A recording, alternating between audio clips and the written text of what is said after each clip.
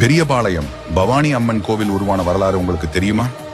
பெரியபாளையம் கோவில் உள்ள இடம் ஆதி காலத்தில் புற்றுமேடாக இருந்த இடமாகும். சில நூற்றாண்டுகளுக்கு முன்பு ஆந்திராவில் உள்ள பலிஜா நாயுடு இனத்தை சேர்ந்தவர்கள் வளையல் விற்பதற்காக சென்னைக்கு வருவார்கள்.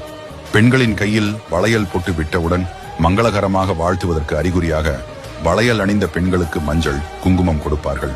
ஒரு சமயம் ஒரு வளையல் வியாபாரி சென்னையில் வியாபாரத்தை முடித்துக்கொண்டு நடைபயணமாக ஆந்திராவுக்கு திரும்பிக் கொண்டிருந்தார்.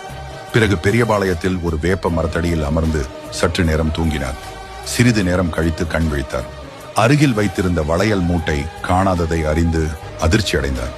அங்கும் இங்கும் தேடினார். வளையல் மூட்டை கிடைக்கவில்லை. அப்போது அவரது கண்ணில் பெரிய பாம்பு புற்று தென்பட்டது. சந்தேகத்துடன் அங்கு சென்று பார்த்தார். வளையல் மூட்டை அங்கு கிடந்தது. ஒரு கம்பை எடுத்து வந்து வளையல் மூட்டையை எடுக்க முயன்றார். அவரால் முடியவில்லை. அதற்கு மேலும் அங்கு நிற்க துணிவு இல்லாத அவர் தன் வீட்டுக்கு திரும்பினார். அன்றிரவு அவர் கனவில் பவானி அம்மன் தோன்றினாள். நான் ரேணுகா தேவி பெரியபாளையத்தில் பவானியாக அவதாரம் எடுத்துள்ளேன். உன் வளையல் மூட்டை விழுந்துள்ள புற்றில் சுயம்புவாக கோவில் கொண்டுள்ளேன். நீ மீண்டும் உடனே அங்கு வந்து என்னை தினமும் வணங்கி வழிபட ஒரு கோவில் எழுப்பு என்று உத்தரவிட்டாள். மறுநாளே வளையல் மஞ்சள் குங்குமம் மூட்டைகளுடன் சென்னைக்கு புறப்பட்டார். பெரியபாளையம் வந்ததும் அந்த புற்றை பார்த்தார். அந்த பகுதி ஊர் மக்களை அழைத்து அம்மன் கனவில் உத்தரவிட்டதை கூறினார்.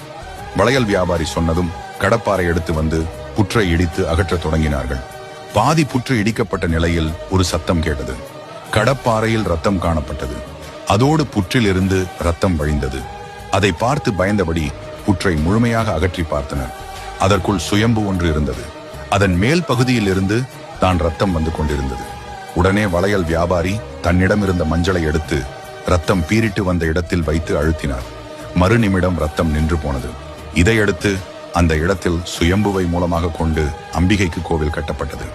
கோவில் கருவறையில் சுயம்பு மீது வெள்ளி கவசமிடப்பட்டு வணங்கப்பட்டு வருகிறது. தற்போதும் அந்த கவசத்தை அகற்றிவிட்டு பார்த்தால் சுயம்பு உச்சியில் கடப்பாறை பட்ட காயத்தின் வடுவை காணலாம். இப்படி தன்னை வெளிப்படுத்தி கொண்ட பெரியபாளையத்து பவானி அம்மன் தன்னை நம்பி நாடி வரும் பக்தர்களுக்கு வேண்டும் வரங்களை வழங்கி ஆசீர்வதித்துக் கொண்டிருக்கிறாள்.